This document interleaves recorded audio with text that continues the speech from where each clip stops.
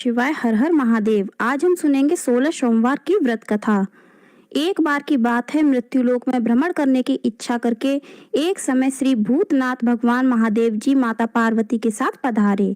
वहां भ्रमण करते करते विदर्भ देशांतर्गत अमरावती नाम की अति रमणीक नगरी में पहुंचे। अमरावती नगरी अमरापुरी के सदृश सब प्रकार के सुखों से भरपूर थी। उसमें वहां के महाराज का बनाया हुआ अति रमणीक शिव जी का मंदिर बना था। उसमें भगवान शंकर भगवती पार्वती के साथ निवास करने लगे। एक समय माता पार्वती भगवान भोलेनाथ को प्रसन्न देख के मनोविनोद करने की इच्छा से बोली, हे महाराज, आज तो हम तुम दोनों चौसर खेलेंगे। शिव जी ने प्राण प्रिया की बात को मान लिया और चौसर खेलने लगे। उस समय इस स्थान पर मंदिर का पुजारी ब्राह्मण मंदिर में पूजा करने को आया। माता जी ने ब्राह्मण से प्रश्न किया कि पुजारी जी बताओ, इस बाजी में दोनों में से किसकी जीत होगी। ब्राह्मण बिना विचारे ही शीघ्र बोल उठा कि महादेव जी की जीत होगी। थोड़ी देर में बाजी समाप्त हो गई और पार्वती जी की विजय हुई। अब तो पार्वती जी ब्राह्मण को झूठ बोलने के अपराध में श्राप देने को उद्यत हो गईं। तब महादेव जी ने पार्वती जी को बहुत समझाया, परंतु उन्होंने ब्राह्मण को कोढ़ी होने का श्राप दे दिया। कुछ समय बाद पार्वती जी के श्रापवश पुजारी के शरीर में कोढ़ पैदा हो गया। इस कारण पुजारी अनेक प्रकार से दुखी रहने लगा। इस तरह के कष्ट भोगते हुए जब बहुत दिन हो गए तो देवलोक की अप्सराएं शिव जी की पूजा करने उसी मंदिर में पधारी और पुजारी के कोढ़ के कष्ट को देख बड़े दया भाव से उसके रोगी होने का कारण पूछने लगी। पुजारी ने निसंकोच सब बातें उनसे कह दी। वे अप्सराएं बोली, पुजारी, अब तुम अधिक दुखी मत होना, भगवान शिव जी तुम्हारे कष्ट को दूर कर देंगे। तुम सब बातों में श्रेष्ठ 16 सोमवार का व्रत भक्ति भाव से किया करो। पुजारी जी अप्सराओं से हाथ जोड़कर विनम्र भाव से 16 सोमवार व्रत की विधि पूछने लगा। अप्सराएं बोली, जिस दिन सोमवार हो उस दिन भक्ति के साथ व्रत करें। स्वच्छ वस्त्र पहनो, संध्या व उपासना के बाद आधा सेर गेहूं का आटा लें, उसके 3 अंग बनाओ और घी, गुड़, दीप, नैवेद्य, पुंगी फल, बेलपत्र, जनेऊ जोड़ा, चंदन, अक्षत, पुष्पादि के द्वारा प्रदोष काल में भगवान शंकर का विधि से पूजन करें। तत्पश्चात 3 अंगों में से एक शिव जी को अर्पण करें। बाकी 2 भागों को शिव जी का प्रसाद समझकर उपस्थित जनों में बांट दें और आप भी प्रसाद पावें। इस विधि से 16 सोमवार व्रत करें। तत्पश्चात 17वें सोमवार के दिन पाव सेर पवित्र गेहूं के आटे की बाटी बनावें, उसमें घी और गुड़ मिलाकर चूरमा बनावें और शिव जी का भोग लगाकर उपस्थित भक्तों में बांटें। इसके बाद आप सब कुटुंब प्रसाद लें तो भगवान शिव जी की कृपा से उसके सभी मनोरथ पूर्ण हो जाते हैं। ऐसा कहकर अप्सराएं चली गईं। ब्राह्मण ने यथाविधि 16 सोमवार व्रत किया तथा भगवान शिव की कृपा से रोग मुक्त होकर आनंद से रहने लगा।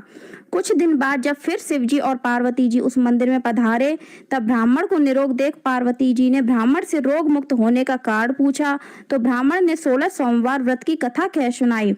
तब पार्वती जी अति प्रसन्न होकर ब्राह्मण से व्रत की विधि पूछकर स्वयं व्रत करने को तैयार हुई। व्रत करने के बाद उनकी मनोकामना पूर्ण हुई तथा उनके रूठे पुत्र स्वामी कार्तिकेय स्वयं माता के आज्ञाकारी हुए। परंतु कार्तिकेय जी को अपने यह विचार परिवर्तन का रहस्य जानने की इच्छा हुई और माता से बोले, हे माता जी, आपने ऐसा कौन सा उपाय किया जिससे मेरा मन आपकी ओर आकर्षित हुआ।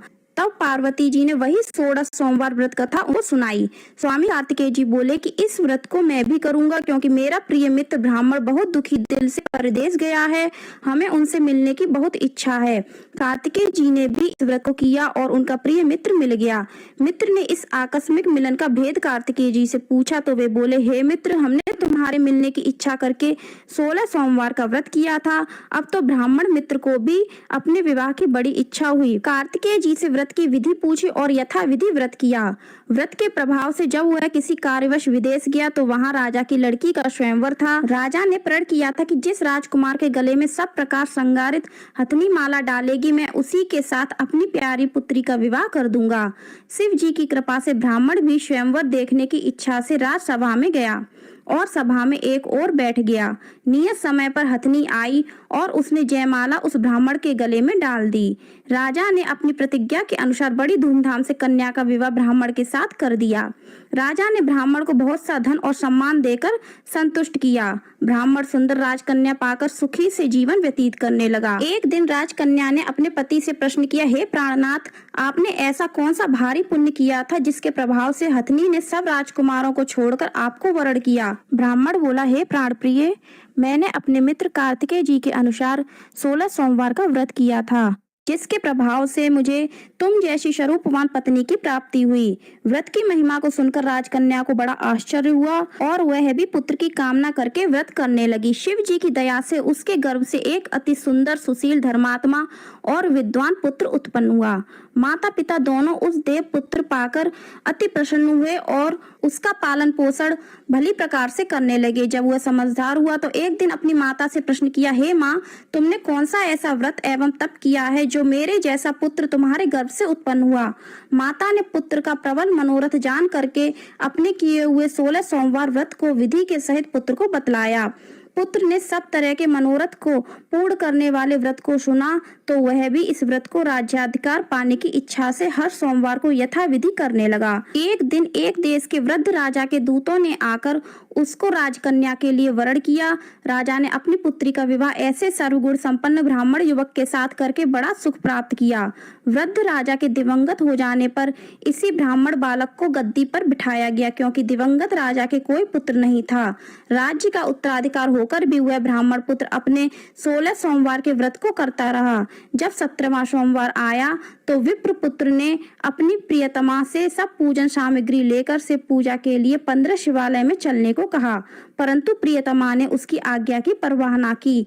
दास दासियों के द्वारा सब सामग्री शिवालय में भिजवा दी और आप नहीं गई। जब राजा ने शिव जी का पूजन समाप्त किया तब एक आकाशवाणी राजा के प्रति हुई, हे राजा, अपनी इस रानी को राजमहल से निकाल दे, नहीं तो तेरा सर्वनाश कर देगी। आकाशवाणी को सुनकर राजा के आश्चर्य का ठिकाना नहीं रहा और तत्काल ही मंत्रणा गृह में आकर अपने सभासदों को बुलाकर पूछने लगा, हे मंत्रियों, मुझे आज शिव जी की आकाशवाणी हुई है कि राजा तू अपनी इस रानी को महल से निकाल दे, नहीं तो ये तेरा सर्वनाश कर देगी। राज्य में मंत्री तथा सभासद आदि सब बड़े विस्मय और दुख में डूब गए, क्योंकि जिस कन्या के कारण राजा को राज्य मिला है उसी को निकालने का यह जाल रच रहा है। यह कैसे हो सकेगा? अंत में राजा ने उसे अपने यहाँ से निकाल दिया। रानी दुखी हृदय मन को कोसती हुई नगर के बाहर चली गई।